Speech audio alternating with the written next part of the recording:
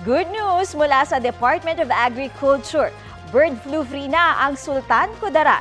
Ayon sa DA, mahigit 70 araw na ang nakalilipas mula nang matapos ang cleaning at disinfection operations sa probinsya.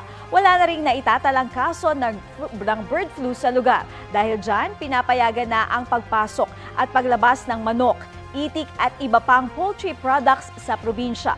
Inalis na rin ng DA ang import ban ng poultry products sa mga US states na Iowa at Minnesota.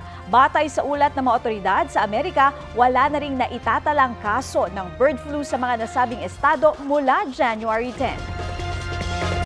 Kapuso, para sa mga maiinit na balita, mag-subscribe sa GMA Integrated News sa YouTube. Sa mga kapuso naman abroad, subaybayan nyo kami sa GMA Pinoy TV at sa www.gmanews.tv.